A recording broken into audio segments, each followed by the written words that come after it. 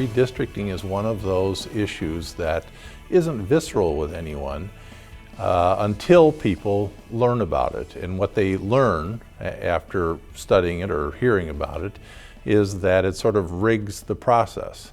Everybody these days is angry or offended about government, about politics, because the issue they care about doesn't get any attention, but they don't ask themselves, why is that? And it really is money in politics and a system that allows legislators to pick their voters rather than a system where voters pick their legislators. What's happened in Wisconsin is you go back to the 1960s. In 1961, 1971, 1981, 1991, and 2001, when our redistricting maps took place, we had split government every one of those times for 50 years. So when you have split government, you can't have this gerrymandering going on because one party's not going to let the other party get an advantage. So you end up with sort of competitive districts that one party has a chance to win and the other party has a chance to win. It's a process that occurs every 10 years.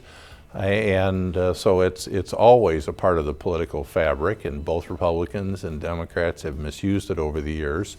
What's new this year is there is an effort on the part of citizens to challenge the redistricting process that occurred in Wisconsin that was really judged by experts to be one of the most unfair in the country. And of course, this is something, again, that has been misused in some states where the Democrats are in control, as well as states where Republicans are in control.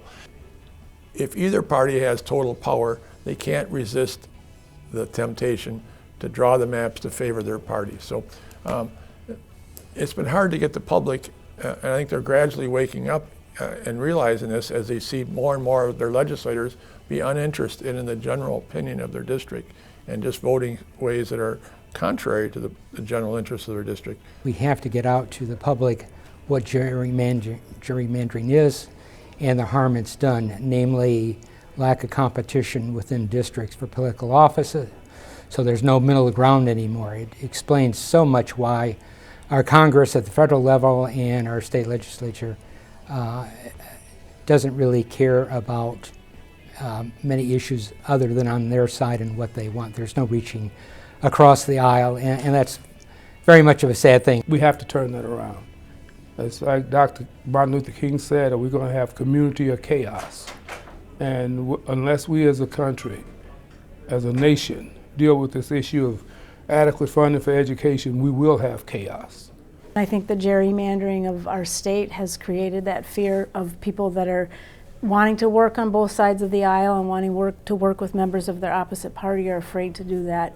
And I think that that's not going to get us to the end result that we want in terms of creating an education system and having education funding that's going to support all the children in our state.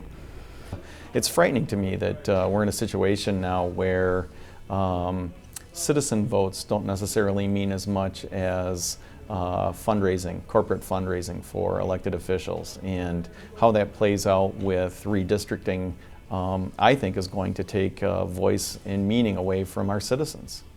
Right now the legislature is picking their voters rather than you picking them. And secondly, they, by their vote, guarantee themselves a job for 10 years. Can you do that in your job?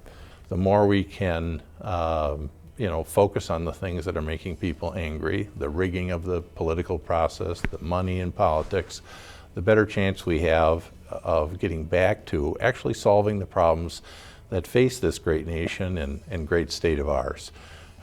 Education, whether it's at the K-12 level, the university, or VTAE, these are all critically important to making certain that we have a bright future and that we create the kind of jobs and have the kind of economy that we want in Wisconsin.